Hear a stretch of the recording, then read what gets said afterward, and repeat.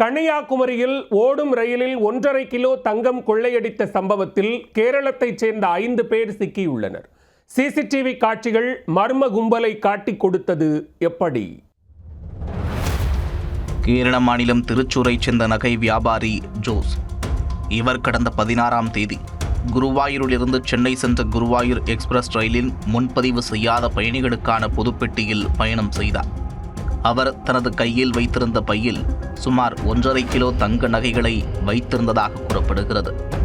அந்த ரயில் கன்னியாகுமரி மாவட்டம் குளித்துறை ரயில் நிலையத்தை வந்தடைந்தது. அப்போது தனது கையில் வைத்திருந்த பையை திறந்து பார்த்த ஜோஸுக்கு தூக்கி வாரி போட்டுள்ளது. அதில் இருந்த 1.5 கிலோ தங்க நகைகளும் மாயமாகியிருந்தது. ரயிலில் மர்ம நபர்கள் யாரோ திருடி சென்று விட்டதை உணர்ந்த அவர் உடனே நாகர்கோவில் ரயில்வே போலீசாரிடம் புகார் அளித்துள்ளார்.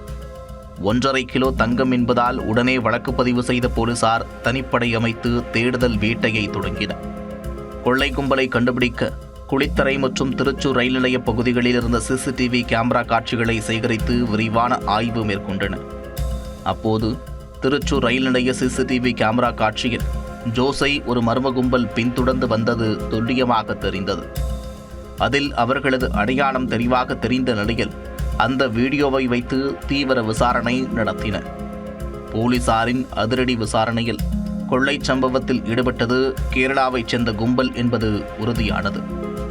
மேலும் அவர்களின் செல்போன் எண்களையும் போலீசார் கண்டுபிடித்தனர். சைபர் கிரைம் போலீசாரின் உதவியுடன் கொள்ளையர்களின் செல்போன் எண்களின் டவர் லொகேஷன்களை வைத்து போலீசார் துப்பு துலக்கினர். இதனையடுத்து கேரளா விரைந்த தனிப்படை போலீசார் திருச்சூர் பகுதியைச் சேர்ந்த அபுதாகிர், டோலி, கோபகுமார், சர்புதீன், சித்திக் ஆகிய 5 பேரை அதிரடியாக கைது செய்தனர். கைது செய்யப்பட்டவர்களிடமிருந்து 35 பவுன் தங்க நகைகள் மற்றும் 2,33,000 ரூபாய் ரொக்கம் ஆகியவற்றை போலீசார் பறிமுதல் செய்தனர். பின்னர் கைது செய்யப்பட்ட 5 பேரும் நாகர்கோவில் ரயில்வே காவல் நிலையத்திற்கு அழைத்து வரப்பட்டு தீவிர விசாரணைக்கு உட்படுத்தப்பட்டனர். முதற்கட்ட விசாரணையில் இந்த சம்பவத்திற்கு முக்கிய மூளையாக இருந்து செயல்பட்ட குற்றவாளி ஒருவர் தலைமறைவாக இருப்பது தெரிய வந்தது. அவரை கைது செய்யவும் அவரிடமிருந்து மீதமுள்ள நகைகளை மீட்கவும் தனிப்படை போலீசார் தீவிர நடவடிக்கை மேற்கொண்டு வருகின்றனர்.